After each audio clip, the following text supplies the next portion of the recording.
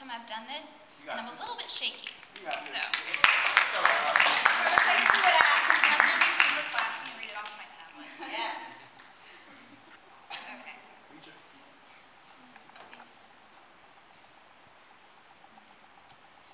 He came like the big bad wolf in our woods, but he didn't huff or puff.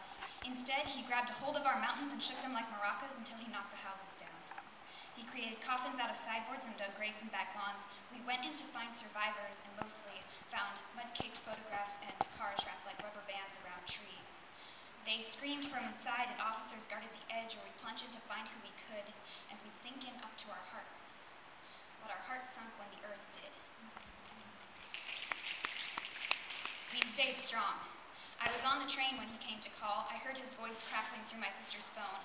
I heard his echoes over the radio in my dad's station wagon. I saw his fingerprints in the earth as the squad sirens blaring left rivers and roadside puddles as they sped off. His DNA was all over the scene.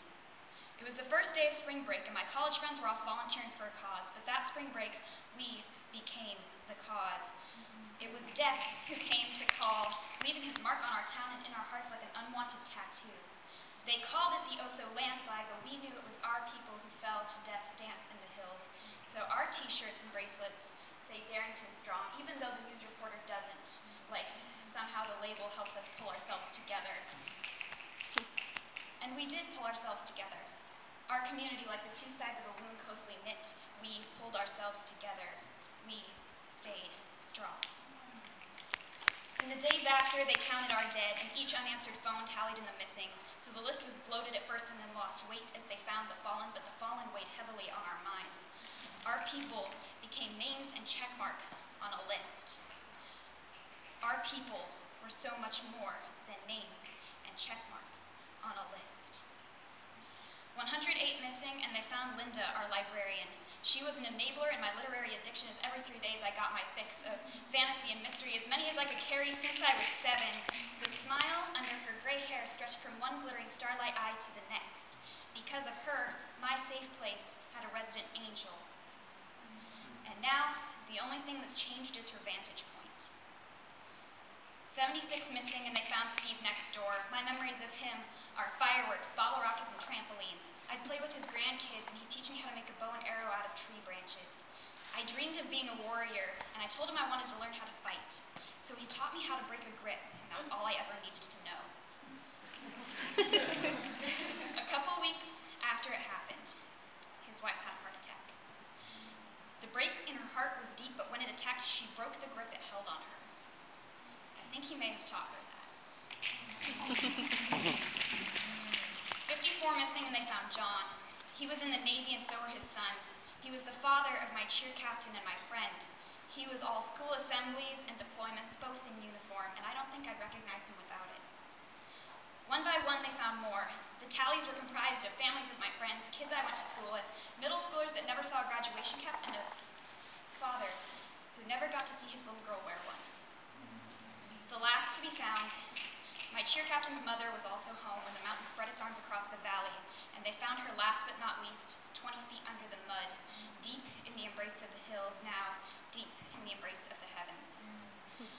We finally had closure. All 43 of our dead had been found, 43 scars left on our town, 43 tattoos we never intended to get. Our people had become numbers and check marks tattooed on a record keeper's ledger. But don't you know that we can hear them crying out when the silence sets in? Don't you know that we see them when we close our eyes at night? But we stayed strong. Our community, like the two sides of a wound, we, close-knit, pulled ourselves together. We stayed strong. Helicopters flew in over our house to land on the football field. High school students stacked donations in the middle school and made sandwiches for the survivors in the center. Churches got together for prayer vigils. Families took in anyone who needed a new home.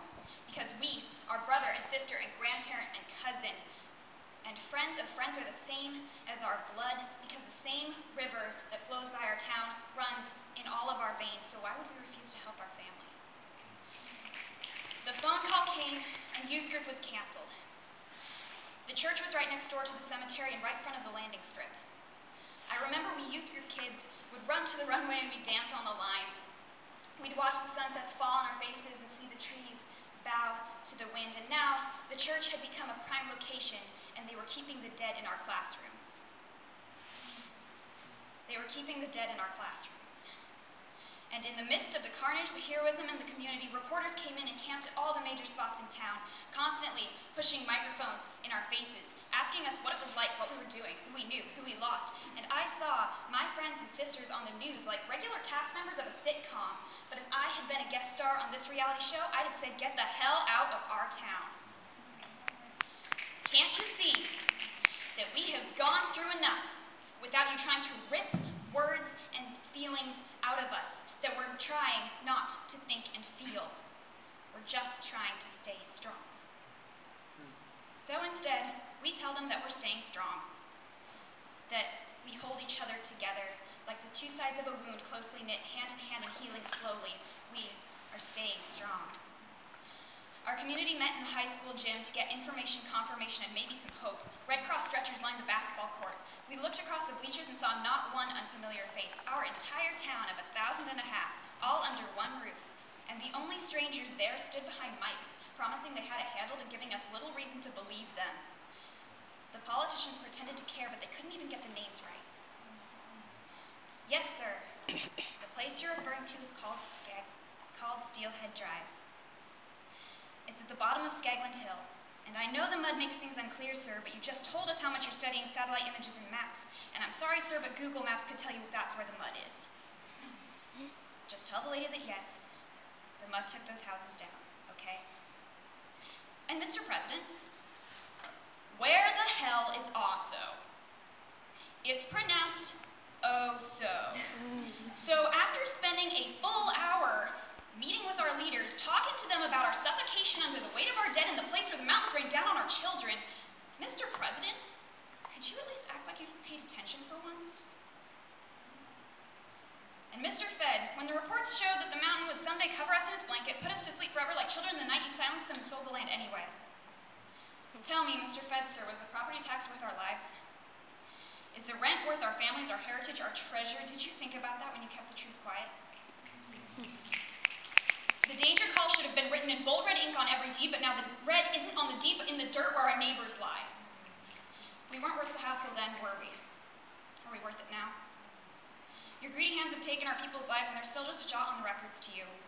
Your fingerprints are on our misery, and so now we will be your biggest hassle, whether you think we're worth it or not. We stayed strong. But it's hard to stay strong when the earth trembles, your brethren fall, and your leaders falter, and I wondered what ground my God was standing on just then, if it was trembling too. I'd hear sermons and speeches and spoken prayers saying, God designed our suffering for his glory. If my God who is love, who is salvation and healer and comforter, if he robbed our people of their lives as some sick plot twist, then I am praying to the wrong God. My God is not a malevolent puppet master. My God has no part in designing our suffering. My God does not write his signature on the devil's deeds. My God's hands are clean.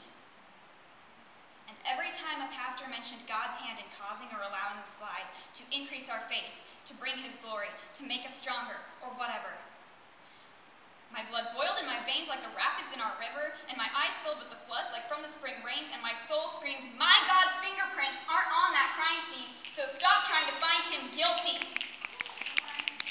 My God is not guilty. My God's hands are clean. And his hands are strong, but mine have been shaking since the morning death came to call. And I tremble more than the earth did that day when the devil left his fingerprints on the hills. Yesterday, I was sitting in a classroom watching a video, and I saw a bomb hit the side of the mountain. It felt like someone had just punched me in the gut, and everything inside of me was screaming, and I left the room in tears. To this day, it brings me to my knees. And though we say we stayed strong, our hands shook every day like the ground beneath us, and we only stayed strong until the doors shut and we closed our eyes, and we saw their faces behind our eyelids and heard their screams in the silence, and then we tremble and fall to the ground like the mighty mountain did, and we cry like the spring rains did. We are not strong when we are alone.